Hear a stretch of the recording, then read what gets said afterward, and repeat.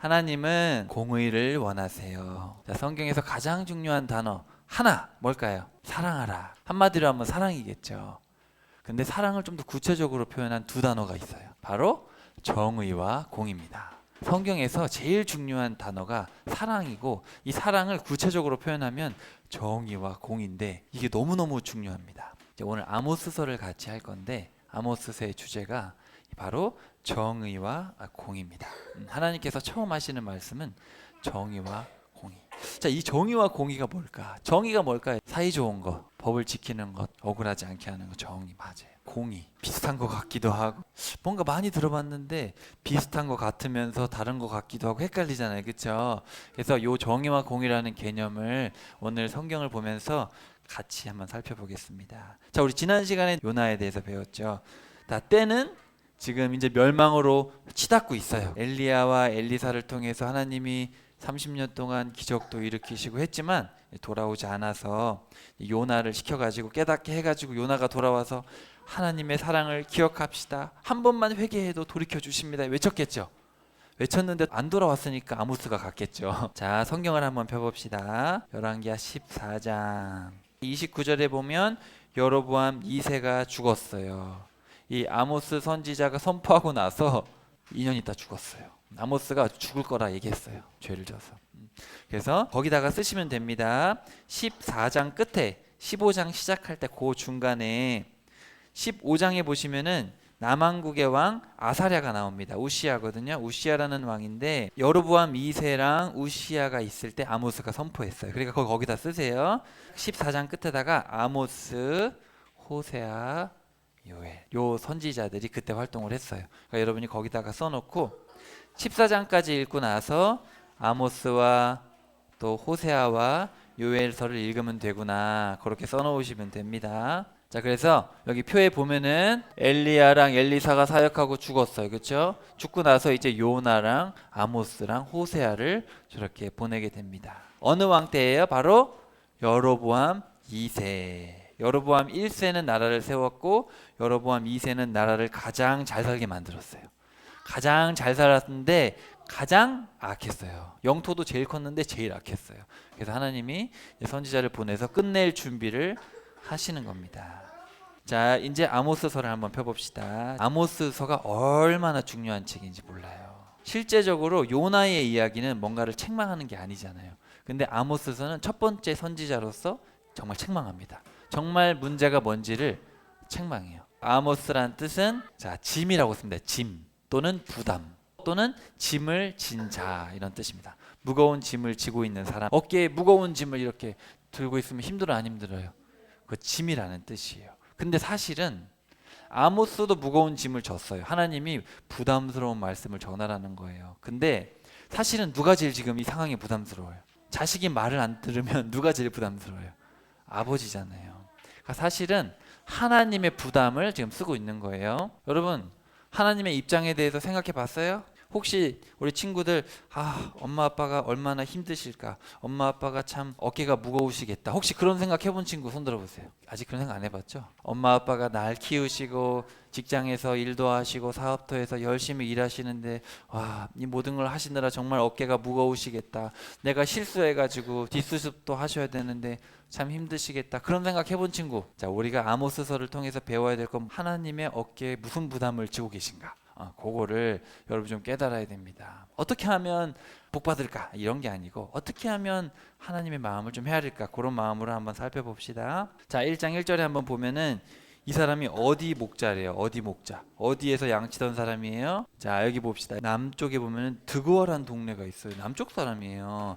남쪽 드고아라는 시골에서 양을 치던 사람인데 하나님이 북쪽에 가라는 거예요.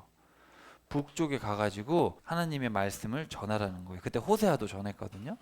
그러니까 호세아는 이상한 여자랑 결혼해야 되고 남유다의 목동은 북쪽으로 올라가야 되는 거예요. 그래서 올라갔는데, 자, 여기 보세요.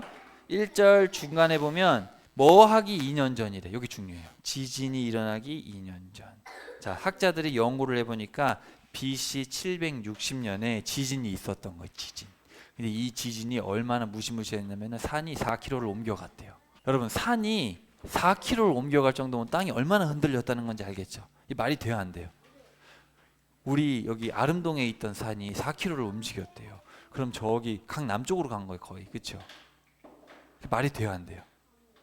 근데 이 얘기를 왜 썼냐면은 하도 말을 안 들으니까 하나님이 어떻게 한 거예요? 야, 이 자식들아, 뭐 흔든 거겠죠. 너무 말을 안 듣고 하나님 마음이 아프니까 막 땅을 흔들어 제낀 거예요. 그럼 사람들이 무서워가지고 하나님 잘못했습니다 그래야 되는데 그러지도 않았다라는 거죠. 그래서 지진 전 2년, 하나님께서 땅을 흔들기 2년 전에 아모스를 통해서 외치신 거예요. 근데 이 드고아라는 동네 이름이 뭐냐면 나팔 소리. 나팔은 뭐예요? 전쟁이 났을 때 빰빠라밤 빠라밤 빠라밤 쳐들어옵니다, 준비하세요, 이렇게 하는 거잖아요. 그렇죠? 그 나팔 소리잖아요. 그러니까 지금 아모스를 통해서 지진 나기 2년 전에 나팔을 부은 거예요. 이해됐죠? 무슨 나팔을 불어요? 회개하지 않으면 우리 어떻게 돼요? 망한다는 거예요. 땅을 막 흔드시는 그런 심판을 하신다는 거죠. 자, 근데 여러분 뽕나무 들어봤어요? 성경에 뽕나무라고 번역되어 있는 거는 사람들이 번역할 때 우리나라 뽕나무를 생각했는데 달라요. 자, 따라해 봅시다. 돌무화과 나무. 무화과 나무랑 돌무화과랑 달라요. 근데 여기 아모스서 9장에 보면 자기를 뭐라 그랬냐면 자기도 목자인데 돌무화과 나무를 재배하고 있다, 이런 얘기를 하는 거예요. 이스라엘은 4월부터 10월까지 비가 안 와요. 우리말로 하면 가을과 겨울에 비가 오고 비가 안 온단 말이에요. 비가 안 오면 양들에게 먹일 게 없잖아요. 근데 그때쯤에 보리를 추수해요. 보리를 이렇게 추수를 하면 밑에 밑둥이 남아요. 근데 지금 목자들은 양을 먹일 게 없잖아요. 비가 안 오면은 풀들이 안 자라잖아, 그렇죠? 그래서 목자들은 거래를 하는 거예요. 농사꾼들은 이걸 먹게 해줘요. 그러면은 좋죠. 이것도 먹으면서 양들이 여기 지나다니면서 이걸 먹으면서 똥도 싸면 거름도 되죠. 일석이조죠, 그죠? 근데 이거를 주는 대신에 뭘 시켰냐면은 이 돌무화과 나무 열매에 여기를 하나하나 찔러가지고 여기다가 올리브유를 부어야 돼요. 그래야지 이게 무화과처럼 달아지는 거예요. 돌무화과 나무는 안 달아, 맛이 없어요. 근데 이거를 바늘을 하나하나 찔러가지고 올리브유를 발라놔야 이게 나중에 추수할 때 달아지는 거예요. 이 일을 지켜야 되는 거예요. 이게 쉬워요, 안 쉬워요? 이게 보통 일이 아니에요. 나무 하나에 어마어마하게 달리잖아요. 여기 올라가가지고 이걸 찔러대는 거예요. 어렵죠? 그래서 아모스가 자기를 어떻게 소개하냐면 자기는 목자인데 돌무화과 나무를 재배한다는 거예요. 목자들이 그렇게 힘든 직업인 거예요. 양 키우기도 힘들어 죽겠는데 이거를 먹이기 위해서 이런 일도 해야 되는 거예요. 쉽지 않죠. 진짜 중노동인 거죠. 아무튼 그런 사람이었던 거죠. 또 학자들은 해석하기를 그게 아니라 이 단어를 보니까 이 사람은 오히려 농장업을 하는 그런 양을 이렇게 대량으로 하고 있는 사람일 것이다. 그래서 이런 상황을 잘 알고 있을 것이다. 그렇게 보기도 합니다. 알 수 없어요. 어쨌든 간에 이런 배경이 있는 거예요. 자, 이런 내용인데 여러분 이걸 다 이해하기 어렵기 때문에 제가 쉽게 설명을 해가면서 말씀을 드릴 건데 여기 중간에 보면 뭐 하냐면 장례식 노래를 불러요. 누구 장례식? 북이스라엘 장례식 노래를 부르는 거예요. 북이스라엘이 죽으니까. 그런 노래를 이제 가운데서 부르는데 제가 이걸 어떻게 여러분에게 설명을 드리면 쉬울까를 고민하다가 구조적으로 접근을 해볼게요. 그래서 제일 먼저 앞에 있는 얘기랑 뒤에 있는 얘기를 할 거예요. 하나님이 제일 먼저 무슨 얘기를 하냐면은 아모스를 불러가지고 북이스라엘 옆에 나라들이 많아요, 안 많아요? 블레셋, 남유다, 에돔, 모압, 암몬, 아람, 두로, 이런 나라들이 잘할까 못할까? 못해요. 막 다른 나라 가가지고 막 뺏어요. 옆집 가가지고 장난감 다 가져오면 돼요, 안 돼요? 어떤 사람들은 사람을 잡아가지고 사람을 돈 받고 파는 거예요. 우리 집을 넓히기 위해서 옆집을 다 부셔버려요. 안 되겠죠? 그리고 나쁜 사람이라고 무덤에서 꺼내가지고 막 뼈를 불태워버렸어요. 주변 나라들이 이렇게 나쁜 짓을 하고 있어요. 이렇게 나쁜 짓을 해가지고 하나님이 이 나쁜 나라들도 다 불탈 것이다, 다 불타가지고 다 전쟁으로 다 망해가지고 포로로 잡혀갈 것이다 그랬더니 그럼 북이스라엘 사람들이 이걸 듣고 어떻게 하겠어요? 기분이 너무 좋은 거예요. 나쁜 나라들 하나님이 때려주신대 그러는 거예요. 그러니까 기분이 좋은 거예요. 아모스 얘기를 듣고 아모스가 우리 주변에 있는 7나라들 다 하나님이 때려 부셔준대요 얘기했더니 사람들이 기분이 너무 좋아요. 하나님이 적들을 때려준대요. 근데 그 다음에 갑자기 무슨 얘기를 한지 알아요? 너희들은 더 심각해 그러는 거예요. 이제 그런 얘기를 하기 위해서 이런 얘기들을 하셨는데 성경에 보시면 1장 3절에 보면은 다메섹, 6절에 블레셋, 9절에 두로 쭉 나와 있죠. 보이죠? 이렇게 하나님이 이방 나라들도 다 심판하실 거다 이런 얘기를 하는데 궁극적으로 나중에 한번 넘겨보세요. 자, 9장으로 넘어가 봅시다. 9장 11절 하나님이 이스라엘을 완벽하게 회복시켜준다 그런 날이 온다는 거예요. 너무 좋잖아요. 무너진 다윗의 장막을 일으켜주겠다. 그리고 사로잡혀간 이스라엘 백성들이 다 돌아올 것이다. 이스라엘 백성들은 이제는 뿌리 뽑히는 일이 없을 거래요. 이런 일이 언제 일어날까? 그런 일이 일어났어요? 안 일어났어요? 어른들도 한번 생각해 보세요. 포로로 잡혀와서 이 사람들이 다시 회복이 됐는데 금방 흩어졌거든요. 다시 다 망가졌어요. 그리고 예수님이 오셨을 때도 예수님이 오셔서 이 사람들이 회개하고 뿌리 박았어요? 지금 다 흩어졌잖아요. 그리고 지금 이스라엘이 다시 세워졌는데 그 이스라엘이 진짜냐? 아니거든요. 그게 진짜 이스라엘이 아니에요. 거기는 막 백인 막 다 섞여 있는 진짜 아브라함의 자식들이 아니란 말이에요. 근데 성경에 보면은 여러분 지금 이제 예언서를 계속 볼 텐데 자 따라해 봅시다. 천년 왕국. 예수님이 재림하시면 천년 동안 이 땅에서 다스리신다는 얘기가 나와요. 그 천년 이후에 예수님이 천국과 지옥으로 그때 간대요.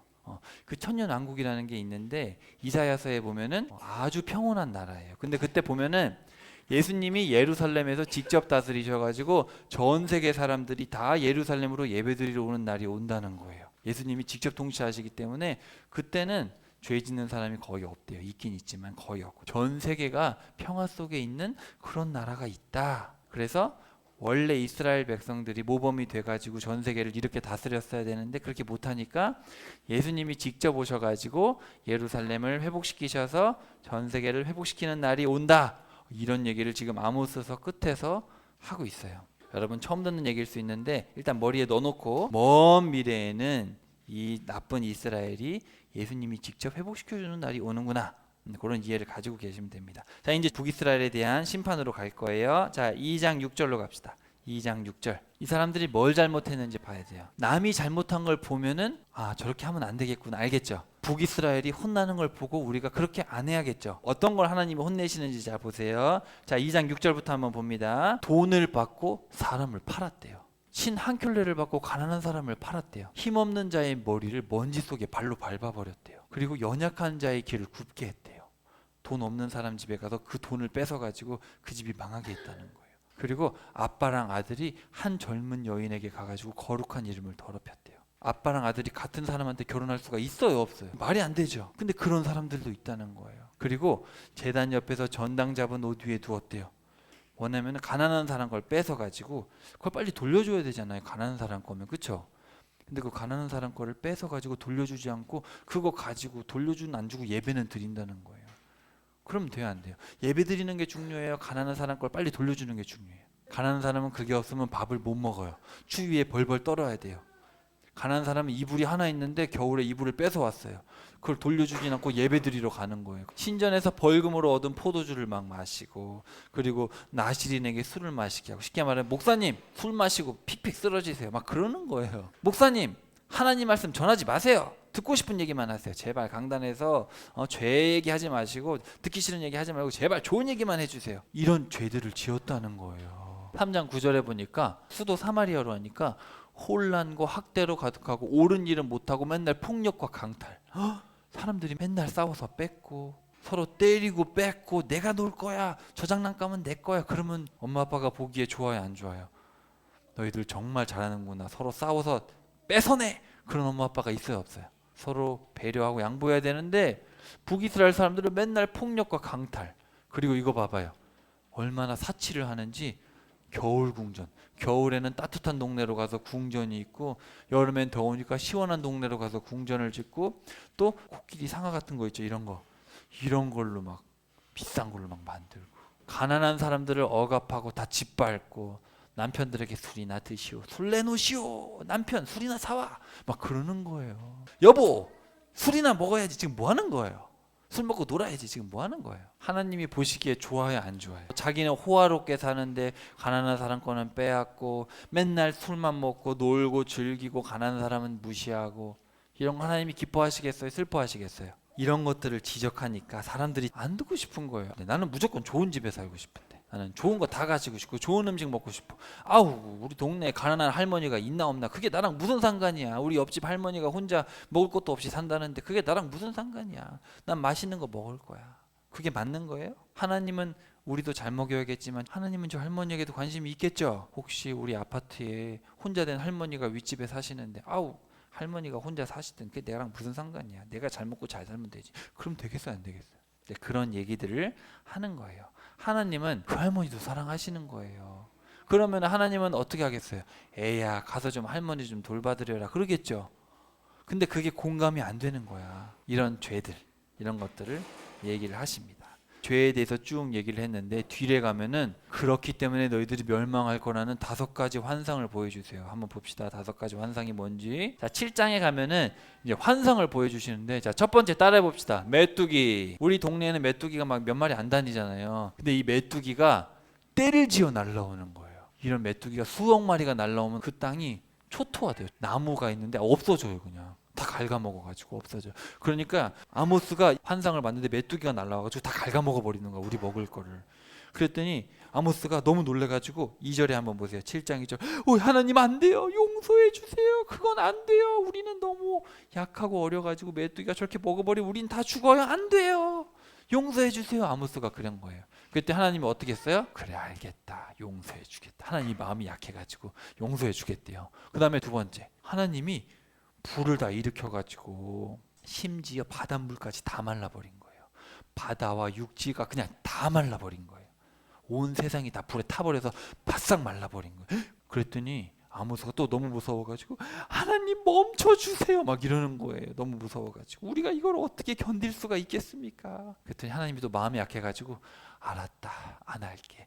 근데 하나님이 지금 화가 난 거예요? 안 난 거예요? 어마어마하게 화가 난 거예요. 그랬더니 메뚜기로 다 먹어버리고 불로 다 태워버리겠다 그러시니까 화는 났는데 아모스가 안 돼요. 그러니까 또 하나님 마음이 약해가지고. 자, 그 다음에 세 번째 환상을 보여줬는데 다림줄이 뭔지 알아요? 건축할 때 집을 지어야 되는데 반듯하게 지어야지 막 집이 이렇게 지어져 있으면 돼요 안 돼요? 막 집이 막 이렇게 지어져 있어요. 그리고 막 집이 평평해야 되는데 막 집이 이렇게 져져 있어 막 이렇게. 그래가지고 가다가 막 넘어지고 그럼 돼요 안 돼요? 하나님이 아모스한테 다림줄을 보여주면서 뭐라 그래요? 내가 정확하게 판단해가지고 너희들 지은 죄 그대로 심판할 거다 이렇게 얘기를 하니까 아모스가 할 말이 있었어요. 하나님이 정확하게 재가지고 정확하게 심판하겠대요. 여러분 중에 죄가 전혀 없어서 나는 죄가 하나도 없어서 천국 갈 수 있다. 하나님이 다림줄로 나를 이렇게 계산해 봤을 때 나는 죄가 없어서 나는 천국 간다. 한번 손 들어 보세요. 사실은 정확하게 말하면 못 가잖아요. 우리는 못 가요. 여기서 죄를 한 번도 안 지은 사람이 있어요 없어요? 예수님이 대신 용서해 주셔서 그런 거죠. 자, 어쨌든 이렇게 다림줄을 보여주니까 아모스가 아무 말 못하는 거예요 이제는. 자, 그때 자 10절로 가봅시다. 아마샤라는 베델의 제사장. 자, 베델이 어디예요? 베델에 뭐가 있어요? 베델하고 단에 뭐가 있어요? 금송아지가 있잖아요. 그러니까 쉽게 말하면 아마샤 제사장은 베델의 제사장. 지금 말로 하면 서울 대형교회 목사님이에요. 아모스가 당신들은 다 메뚜기 떼가 와가지고 다 갉아먹어버리고 불이 와가지고 다 태워버리고 그리고 여러분은 맨날 죄를 짓고 있습니다. 성전에서 남의 거 빼가사가지고 기뻐하면서 예배드리고 있고 하나님 말씀은 안 듣고 있어요. 그러니까 이 서울에 있는 제일 큰 목사님이 잘못했다고 얘기하니까 기분이 안 좋잖아요. 7장 11절에 왕은 2년 있다 칼에 찔려 죽을 것이다. 그리고 우리나라는 망해가지고 포로로 잡혀간다. 이런 얘기하니까 서울 대형교회 목사님이 좋아요 안 좋아요? 분명히 이 서울 대형교회 이 거짓 제사장 아마샤 이 사람은 뭐라고 얘기했겠어요? 우리는 망하지 않습니다. 그렇게 설교했을 거예요 분명히. 나중에 예레미야 읽어보면은 다 그렇게 설교해요. 절대 망하지 않습니다. 하나님은 우리나라를 지켜주실 겁니다. 우리 북이스라엘은 우리 남유다는 절대 망하지 않아요. 그렇게 설교를 했단 말이에요. 근데 아모스가 가가지고 2년 있다가 우리 왕은 죽을 겁니다. 우리나라는 망할 겁니다. 그러니까 안 듣고 싶잖아요. 자 12절에 한번 보세요. 그랬더니 아마샤가 뭐라는지 알아요? 야 아모스 너 꺼져 그러는 거예요. 너 저기 가가지고 밥이나 먹어. 설교해가지고 그냥 밥벌이나 해라. 왜 와가지고 이런 말도 안 되는 얘기를 하냐? 여기는 베델의 성소다. 여기서 왕의 궁전도 있는데 너 제발 헛소리 하지 말고 꺼져 이러는 거예요. 그랬더니 아모스가 뭐라 그래요? 14절 보니까 나는 예언자도 아니고 나는 목사도 아니고 목사님 아들도 아니고 나는 다만 양치는 목자입니다. 이런 얘기를 하는 거예요. 근데 하나님이 가가지고 얘기를 하라고 하는 바람에 지금 어쩔 수 없이 하는 거예요. 지금 이 사람 북이스라엘 사람이에요? 남유다 사람이에요? 남유다의 그냥 나는 남유다의 그냥 목자일 뿐인데 하나님이 하라고 하니까 하는 거지 뭐 나도 지금 하고 싶어서 하는 거 아니에요. 이런 얘기를 하는 거예요. 자, 이 얘기를 잘 보세요. 지금 하고 싶어서 하는 게 아니거든요. 여기 16절에 한번 보세요. 지금 당신이 나한테 뭐라 그러냐면은 심판하는 예언하지 말고 경고하는 설교하지 말아라, 이런 얘기를 하는데, 좀 분위기 파악됐죠? 지금 서울에 있는 대형교회 목사님이 시골에서 올라온 목사님이 서울에서 와가지고 우리 서울 지금 망할 겁니다, 지금 하나님 말씀 안 들어서 우리 대한민국 지금 망해요, 망해가고 있단 말이에요, 이렇게 설교하니까 서울 대형교회 목사님이 그런 설교 하지 마세요, 그냥 시골에 내려가서 그냥 작은 교회 하면서 설교해서 밥이나 먹지, 또 왜 그러는 거예요, 그런 설교하지 말고 망한다는 설교하지 말고 우리나라 잘 된다는 설교나 하세요, 이렇게 얘기를 하는 거예요. 그랬더니 아모스가 뭐라 그랬어요? 하나님이 당신에 대해서 말씀을 해주시는데 17절 보세요. 무시무시해요. 당신의 아내는 창녀가 될 것이고 아들 딸은 칼에 찔려 죽을 것이고 당신의 땅은 다 없어질 겁니다. 당신은 포로로 잡혀가서 그 땅에서 죽을 거예요. 무섭죠? 엄청나게 무서운 말씀을 하시는 거예요. 왜 이렇게 무서운 말씀을 하실까?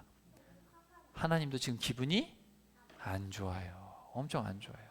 내 자식들이 다 격길로 가고 있기 때문에. 여러분, 엄마 아빠가 자녀들을 혼내는 걸 좋아할까 안 좋아할까? 엄마 아빠 중에 때리고 싶은 엄마 아빠 한 명도 없어요. 때리면서 속으로는 울어요. 막 울컥해요. 이 자식 때리고 싶지 않아요. 자, 3장 1절에 한번 봅시다. 백성들아 들어라, 하나님께서 하시는 말씀이다. 이집트 땅에서 너희를 끌어내신 하나님이 이렇게 말씀하셨다.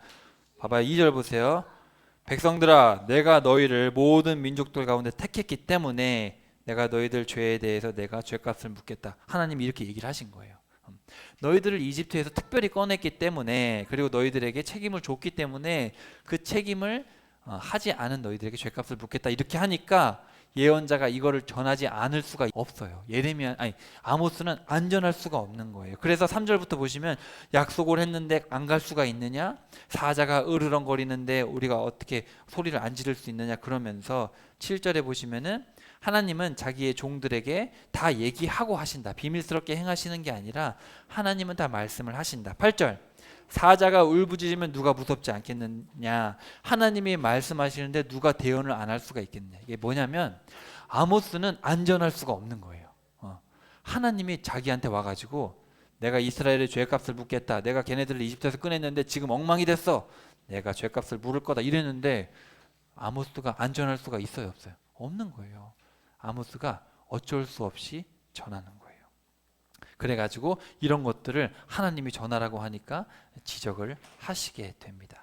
이 아모스서에 보면은 네움이라는 말이 등장해요. 이 한글 성경에는 하나님께서 나 주의 말이다 이렇게 번역되어 있지만 원문에 보면 주의 신탁이다 이렇게 특별한 단어를 쓰고 있어요. 하나님이 엄중한 말씀을 하실 때 쓰는 단어예요. 다음에 뭐 자세하게 한 절 한 절 설명드릴 수 있을 때 제가 설명을 드릴게요. 이제 이스라엘이 잘못한 거 알겠죠? 자, 근데 그럼 하나님이 정말 원하시는 게 뭘까? 이걸 알아야겠죠. 왜 혼내셨나? 그걸 알아야 되잖아요. 그죠? 그리고 정말 원하시는 게 뭘까? 그거를 한번 펴볼게요. 4장 6절부터 쭉 한번 보시면 너희들에게 양식을 떨어지게 했는데 너희들은 돌아오지 않았다. 너희들에게 비가 안 오게 해서 먹을 게 없게 했는데도 돌아오지 않았다. 9절, 너희들이 곡식이 마르고 메뚜기와 동물들 다 먹어 없어졌는데도 돌아오지 않았다. 전염병이 돌고 칼에 죽었는데도 돌아오지 않았고 소돔과 고모라 같이 다 부셔버렸는데도 너희들은 내게로 돌아오지 않았다. 이런 얘기를 하십니다. 4장 6절부터 11절에 그렇게 써 있는데, 여러분 레위기 26장에 기억나요? 우리 레위기 배울 때 했었는데, 하나님이 계약을 맺을 때 너희들 잘못하면 5단계로 벌을 내릴 것이다 말씀하셨어요. 기억나시죠? 1단계 식량이 없어질 거다. 너희들 그때 회개해야 된다. 아니면 더 7배 무서운 벌을 받을 거야. 바로 천지지변이 일어난다. 이래도 안 돌아오면 재해가 일어나고, 그래도 안 돌아오면 연병이 돌고, 그래도 안 돌아오면 황폐해지고 나중에 자녀의 살을 뜯어 먹을 것이다. 이렇게 약속을 했는데 너희들이 안 지켰다 이거예요. 이해되셨어요? 그냥 읽으면 여러분 안 들어오는데 이제 우리가 구약을 다 아니까 그래서 거기다 써놓으세요. 자, 4장 6절에다가 써놓으세요. 레위기 26장의 계약을 이렇게 너희들이 어겼다 이렇게 써놔야 돼요. 하나님은 말씀 안 하시고 하는 게 없어요. 하나님은 말씀하셨어요. 이미 이렇게 될 거라고 말씀하셨는데 이렇게 된 거예요. 경고를 하셔도 안 들어요. 안 들어. 그래서 이제 무시무시한 말씀을 하세요. 뭐라 그러냐면, 자 12절 보세요. 그렇기 때문에 너희들이 계약을 어겼기 때문에 내가 벌을 내릴 것인데 하나님 만날 준비해라. 오, 되게 무서워요. 자, 거기 밑줄 치세요. 하나님을 만날 준비해라. 이거 명령어입니다. 이제 원문을 보면 다 명령어가 아니에요. 하나님 만날 준비해라. 전능하신 창조주 하나님을 만날 준비를 해라. 너무너무 중요하죠. 내용이 무시무시해지고 있죠. 그러면서 13절에 보시면 하나님을 뭐라고 소개하세요?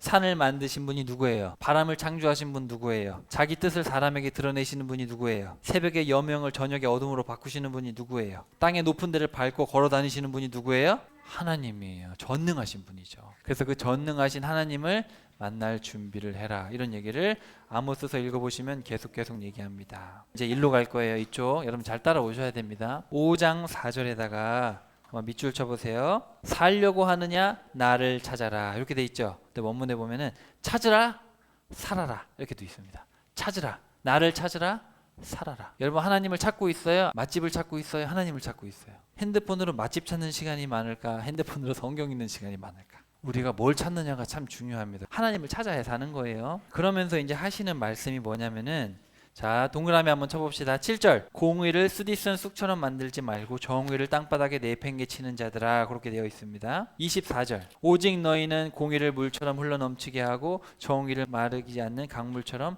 흐르게 하라. 그 다음에 6장 12절 별표 어찌 울퉁불퉁 솟아나온 바위 위에 힘차게 달릴 수 있으며 또 그런 곳에 소가 쟁기질을 할 수 있겠느냐. 공의를 뒤엎어 쓸개마냥 독약으로 바꾸고 다디단 정의의 열매로 쓰디쓴 쑥으로 바꾸었다. 하나님이 원하시는 건 뭐예요? 정의와 공의를 원하시는 거예요. 근데 정의와 공의가 땅에 무너졌다. 5장 8절 한번 봅시다. 황소 별자리와 오리온 별자리를 만든 분이 누구예요? 사망의 어둠을 생명으로 바꾼 분이 누구예요? 밝은 대낮을 캄캄한 밤으로 바꾸시는 분이 누구예요? 바닷물을 불려서 땅 위로 쏟으시는 분이 누구예요? 그분이 바로 하나님이다. 이런 얘기를 합니다. 그래서 하나님이 원하시는 것은 바로 뭐냐면 정의와 공의예요. 자 이제 정의가 뭔지 알아야 됩니다. 다른 사람을 때리고 돈을 빼앗는 거예요. 이거 돼요 안 돼요? 다른 사람을 때리고 돈을 빼앗아 오면 다른 사람이 기분이 어때요? 억울한 마음이 생기겠죠. 억울한 마음이 생기면은 누구한테 가요? 재판하러 가죠. 그럼 재판을 해서 어떻게 해요? 땅 하죠.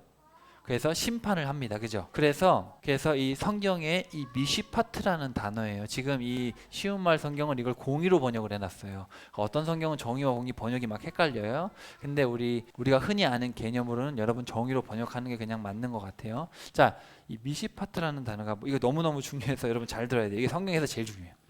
자, 이 미시파트라는 단어는 억울하지 않게 하는, 쉽게 말하면 공평이 공평. 모든 사람에게 공평하게 대하고 빼앗지 않고, 사사를 샤파트라 그래요. 그래서 사사 재판관이라는 뜻이잖아요. 그래서 여러분 정의라는 단어는 뭐냐면은 법대로 해서 억울한 사람이 없게 만드는 개념이에요. 이해되셨죠? 하나님의 법을 여러분이 잘 지켜서 억울한 사람이 없도록. 자, 근데 길에 구걸하는 사람이 있어요. 그 사람을 여러분이 안 도와주면 그 사람이 억울해요? 혹시 여러분이 길 가다가 누구 안 도와줬다고 감옥 가요? 옆에 가난한 할머니가 있는데 그 할머니한테 먹을 거 안 주면 감옥 가요? 법은 아니죠. 법은 아닌데 어떻게 해야 돼요? 사랑을 베풀어야겠죠. 이해가 돼요? 왜 베풀어야 돼요? 하나님이 그 사람도 사랑하니까. 하나님의 형상이니까. 이해가 돼요? 하나님의 마음에 공감이 되면 사랑을 베풀게 되는 거예요. 그래서 이거는 좀 더 관계적인 거죠. 체다카라는 개념은 관계적인 개념이에요. 그러면 여러분 사랑의 개념이 더 커요? 법을 지키는 게 더 커요? 사랑이 더 크죠. 법을 집행할 때도 어떤 사람이 너무너무 가난해서 초코파이 하나를 훔쳤어요. 초코파이 훔친 것 자체가 죄야. 뭐 가난하고 뭐고 필요 없어. 초코파이 먹었으니까 1년 감옥 가. 이런 게 맞아요? 안 맞죠. 훔친 건 잘못됐지만 사랑을 베풀 만큼 힘들잖아요. 그렇죠? 가난하잖아요. 그러니까 여기서는 좀 이해가 되는 부분이 있는 거예요. 법을 집행함에 있어서도 사랑이 먼저죠. 용서하는 얘기가 아니에요. 그 사랑의 마음을 가지고 재판을 하는 거죠. 그리고 정의롭게 심판할 때 죄인에 대한 긍휼함을 가지고 하는 겁니다. 하나님께서 가장 원하시는 건 바로 정의와 공의가 실현된 세상을 원하는 거예요. 요걸 이해해야 돼요. 왜냐하면 창세기부터 계시록까지 계속 나와요. 요거를 살아낼 수 있도록 자녀들에게 가르치셔야 돼요.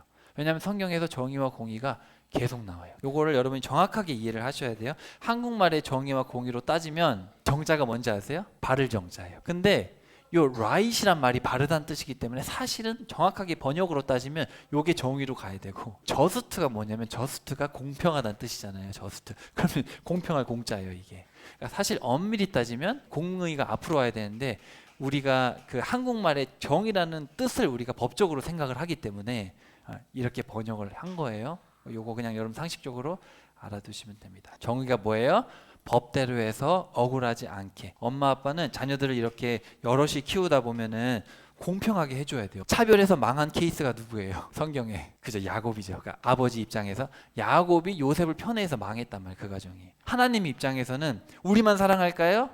아니면은 저기 하나님 모르고 우상에게 절하는 저 사람들도 사랑할까요? 하나님은 다 사랑해요. 하나님은 공평하세요. 다 기회를 주시고 다 예수님 믿고 구원받을 수 있는 기회를 주셔요. 그래서 정의롭게 심판하시는 거예요. 그래서 하나님 앞에서 찍소리 못해요. 근데 하나님은 또 사랑의 하나님이시기 때문에 우리에게 뭘 원하시냐면은 사랑으로 나아가기를 원하시고, 궁극적으로는 하나님의 마음에 공감을 해야 돼요. 공감. 나중에 신약으로 가면은 이 얘기보다는 거의 이 얘기를 하세요. 왜냐하면은 법을 지키는 것도 중요한데 공감을 못하니까 법을 지킬 수 있어요, 없어요? 못해요. 하나님의 마음에 공감이 돼야 하나님의 법을 지킬 수가 있는 거예요. 그래서 신약으로 가면은 거의 이 얘기밖에 안 해요. 공감해라. 예수님이 오셔가지고 못 알아들으니까 사람이 되셔서 공감시키려고 오신 거잖아요. 그렇기 때문에 거의 공의를 얘기하십니다. 자, 여기 이제 중요한 얘기를 하는데, 자, 5장 한번 펴보세요.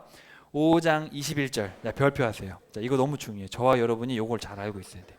5장 21절부터 24절까지 25절 쭉 한번 볼게요. 자, 보세요. 뭐라 그러냐면은 너희들의 절기와 너희들의 성회를 내가 기뻐하지 않는다. 이거 우리말로 하면 뭔지 알아요? 너희들 뭐 부활절이니 뭐 성령 강림절이니 추수감사절이니 부흥회 하는데 나는 그게 싫어. 그런 얘기를 하는 거예요. 하나님이 우리 예배 드리는 게 싫대요. 또 너희들 번제나 소제를 드려도 안 받아. 우리가 주일에 모여가지고 예배 드리고 헌금하는데 하나님 안 받겠대요. 또 너희들 살찐 희생의 화목제도 돌아보지 않는다. 너희들 무슨 특별 헌금? 돈 많이 받죠? 안 받아. 필요 없어. 또 내 앞에서 막 찬양을 부르는데 뭐 악기 가지고 기타 치고 드럼 치고 하는데 안 들어. 하나님이 우리 예배를 안 받으시고 우리 헌금도 안 받으시고 우리 찬양도 안 들으시겠대. 왜? 24절에 왜? 하나님이 원하시는 건 예배, 헌금, 찬양이 아니라 뭐예요? 정의와 공의를 행하는 일상의 삶이 있어야 돼요. 삶. 일상에서 동생하고 맨날 싸우고 동생 거 뺏었는데 하나님 찬양합니다. 그럼 돼요, 안 돼요? 예배당에 오는 길에 할머니가 쓰러져 있어요. 아우, 나 예배 드리러 가야 돼. 갈 거야. 하나님 감사합니다. 그럼 하나님이 기뻐하세요, 안 기뻐하세요? 예배 안 드려도 되니까 저 할머니를 도와야겠죠. 그래서 하나님이 뭐라 그랬어요? 24절에 보시면 정의와 공의를 물처럼. 물은 계속 흐르잖아, 그렇죠? 여러분 폭포에 갔는데 폭포물이 멈췄다 나왔다 멈췄다 나왔다 그런 거 봤어요? 강물은 항상 흐르잖아요. 그러니까 우리의 삶의 정의와 공의는 항상 있어야 되는 거예요. 항상. 이해됐어요? 정말 중요한 게 뭔지 알겠죠? 그러니까 여러분이 주일에 예배 드리는 것보다 뭐가 더 중요해요? 부부가 서로 정의와 공의를 서로에게 실천해야 돼요. 뭐냐면은 서로 마음 상하지 않게 해줘야 돼요. 그리고 서로 사랑해야죠. 서로 공감하고 이게 부부간에 이루어져야 되고, 그 다음에 자녀들을 억울하게 하면 안 돼요. 여러분이 자녀들을 편애하거나 한 자녀를 평해하거나 그러니까 정의를 무너뜨리거나 그렇게 하면 안 되고, 자녀들을 정의롭게 다 1대1로 사랑해주고 또 사랑으로 대해야겠죠. 그리고 여러분이 직장에서 사람들을 대할 때, 거래처 사람들을 대하거나 또 여러분의 직원들을 대할 때라든지, 또 우리가 만나는 우리 친구들, 우리가 만나는 사업터나 직장이나 사업터에서 만나는 사람들에게 정의와 공의를 행해서 공정하게 대해주고 또 하나님의 말씀대로 이렇게 대해줘야 돼. 그런 일상의 삶이 있을 때 예배드리면 기쁘게 받아주시는 거지, 대충 살다가 오면 안 받겠다 이런 얘기입니다. 자, 이제 장례식으로 가봅시다. 5장 1절. 이런 정의와 공의가 없기 때문에 이제 장례식 노래를 부르는 거예요. 왜냐하면 다 잡혀가거든요. 이제 지금 이게 언제냐면은 760년경입니다. 723년 그때 잡혀가요. 북이스라엘이 망해요. 그러니까 몇 년 안 남았잖아요, 그죠? 40년 후면 이렇게 되는 거예요. 그래서 처녀 이스라엘이 쓰러졌구나, 그들이 쓰러져 일어날 수가 없구나, 제 땅에서 쓰러져 일으켜줄 사람이 없구나, 그렇게 이제 애가를 부릅니다. 이 슬픈 노래, 장례식 노래를 부르고, 하나님은 뭐라 그러냐면 전쟁터에 1000명 보내도 100명 살아오고 100명 보내도 10명 살아온다. 그러니까 너희들은 망했다, 이제 이런 얘기를 하는 거예요. 되게 슬픈 이야기입니다. 근데 사실은 이게 여러분, 이 정의와 공의가 무너진 걸 보고 누가 이게 되게 짐스럽겠어요? 하나님이 이게 어깨에 무거운 짐인 거예요. 왜냐하면 북이스라엘을 모범이 되라고 불러놨더니 지금 오히려 짐짝 같은 존재가 된 거예요. 저와 여러분이 하나님이 뭐 하라고 불렀어요? 빛과 소금이 되라고 불렀는데, 예수님 믿는 사람들이 교회 모여가지고 자기들끼리 돈 장난하고 자기들끼리 기뻐서 춤추면은 이게 하나님에게 뭐예요? 짐인 거예요. 나중에 이사여서 같이 공부할 텐데 짐스럽다고 노골적으로 얘기합니다. 너희들이 예배가 짐스럽다. 그렇게 노골적으로 얘기를 하세요. 창세기 18장 19절 그냥 외우셔야 돼요. 이거는 창세기 18장 19절. 자, 하나님이 아브라함을 선택했죠. 아브라함을 선택한 이유에 대해서 말씀하세요. 내가 아브라함을 가려 뽑았다. 뽑은 이유는 그로 하여금 후손들을 잘 가르쳐 옳고 바른 일을 행하며 살도록 하기 위해서, 이렇게 번역을 해놨는데 원문에 보면 뭐예요? 체다카와 미시파트 그렇게 써 있어요. 원문에 보면. 그러니까 사실은 번역을 할 때 이렇게 풀어하면 안 되는데 있는 그대로 했어야 되는데, 내가 아브라함을 뽑은 이유는 그 가정이, 그 후손들이 정의와 공의를 행하게 하려고 그 가정을 뽑았다. 아브라함을 택한 이유랑 저와 여러분을 택한 이유가 똑같아요. 저와 여러분도 정의와 공의를 행하는 부부, 가정, 직장 돼야 돼요. 그거 안 되면 여러분 소용없어요. 교회 100년 다녀봤자 의미가 없어요. 이것에 대해서 여러분에게 다 설명을 못 드리기 때문에 제가 주중에 영상으로 드릴 거니까 꼭 한번 읽어보세요. 계시록까지 이 얘기만 합니다. 우리가 교회에서 우리 믿는 자들 사랑을 베풀어야죠. 너무 막연하잖아요, 그 개념이. 근데 하나님은 정의와 공의라는 구체적인 개념으로 말씀을 해주셨어요. 여러분이 이제 아모스서를 중심으로 계속 볼 텐데 이 얘기가 계속 나옵니다. 정의와 공의가 성경 66권에 계속 나오는데 우리가 이걸 잘 못 보는 경우가 많아요. 근데 이 정의와 공의를 우리가 100% 지킬 수 있어요, 없어요? 잘 못해요. 그래서 이 정의와 공의를 단번에 이루신 분이 계십니다. 자, 예수님이 바로 이 정의와 공의를 단번에 이루어 주셨고 성령님께서 이거를 행할 수 있게 해주시는 건데, 자, 잘 보세요. 아까 정의가 뭐라 그랬어요? 심판의 개념이라 그랬죠. 그러니까 법대로 하는 거예요. 법대로 하면 저 여러분은 어떻게 돼요? 죽어요. 누가 대신 죽어주지 않으면 누군간 죽어야 돼요. 잘못을 했으면. 그죠? 그럼 누가 대신 죽어야 돼요? 법대로 하면? 우리가 죽어야 되는데 누가 대신 죽어주셨어요? 그래서 예수님이 돌아가실 때 마지막으로 한 얘기가 뭔지 알아요? 다 갚았다, 이루었다라는 거는 이제 의역이고, 원래 그 직역하면 다 갚았다예요. 뭘 갚았어요? 이 정의의 하나님은 정의로우시기 때문에 죄값을 반드시 치러야 돼요. 그러니까 누군가는 죄값을 갚아야 돼요. 근데 예수님이 저와 여러분의 죄값을 다 갚았어요. 그러니까 하나님의 입장에서는 하나님이 정의를 행하신 게 맞죠. 자, 근데 하나님은 또 공의의 하나님이시기 때문에 뭐라 그러셨냐면, 주님, 저들은 자기들이 하는 짓이 뭔지 모릅니다. 용서해 주세요. 이렇게 얘기했단 말이죠. 예수님께서 십자가를 통해서 정의와 공의의 이 궁극적인 모습을 보여주신 거예요. 사랑이 뭔지, 이 공의가 뭔지, 사랑이 뭔지를 이렇게 보여주셨고, 또 정의가 뭔지, 죄의 죄값이 얼마나 무서운지. 여러분, 십자가가 얼마나 무서운지 알아요? 우리의 상상을 초월해요. 십자가는 예수님이 형태가 있는데 실제로는 형체가 없을 거예요. 너무 다 찢겨서 무시무시하거든요. 그 로마의 채찍이라는 게 다 뼈를 박아놔가지고 하면 다 떨어져 나간단 말이에요. 무시무시한 거예요. 예수님은 형체가 없어요. 거의 이 십자가에 달리셨을 때는 그냥 피투성이죠. 죄가 그렇게 무섭다는 거를 이 십자가에서 보이셨죠. 정의의 개념이에요. 그게 심판의 개념. 근데 또 그렇게 이렇게까지 우리를 사랑하신 거예요. 그래서 그걸로 통해서 공의를 보이신 거예요. 그래서 구약 내내 하셨던 정의와 공의를 십자가에 한 방으로 이해를 시킨 거예요. 세상에 정의와 공의는 이런 거다. 자, 따라해 봅시다. 하나님은 공의를 원하세요. 하나님의 소원이자 하나님의 이 모든 명령의 핵심, 이 성경 66권의 핵심은 정의와 공의를 행하는 삶. 근데 이걸 우리가 스스로 못하기 때문에, 또 어떤 모델이 필요하기 때문에 예수님의 십자가를 통해서 정의와 공의가 무엇인지를 분명하게 보여주셨고, 또 성령님이 우리 안에 들어오셔서 예수님을 따라 정의와 공의를 행하는 삶을 살아갈 수 있도록 우리에게 친히 위로자가 되시고 가이드가 되셔서 이렇게 해주십니다. 우리 힘으로 절대 못해요. 그렇지만 예수님 믿는 사람들은, 성령님을 마음에 모신 자들은 내가 정의와 공의를 행하는 삶을 살아야겠구나, 이런 마음이 드실 겁니다. 여러분이 안에 계시면. 근데 성령님이 안 계신 사람들은 이런 얘기 들으면 거부감이 와요. 어떻게 그렇게 살아? 그렇게 살기 싫어요. 그런 마음이 들거든요. 그래서 여러분이 스스로 사도 바울의 말처럼 여러분 안에 예수 그리스도가 살아있는지를 스스로 점검하시고, 그렇지 않으면 여러분은 버려진 자다, 그렇게 얘기했거든요. 그러니까 내 안에 정말 그리스도가 계신가, 내 가정과 우리 부부의 삶과 가정과 자녀들과의 관계에서, 직장 사회생활에서 정의와 공의를 행하려는 욕구가 있는가, 성령께서 나에게 울림을 주시는가 확인하시고 한 주간도 그렇게 믿음으로 살아가실 수 있기를 축복합니다.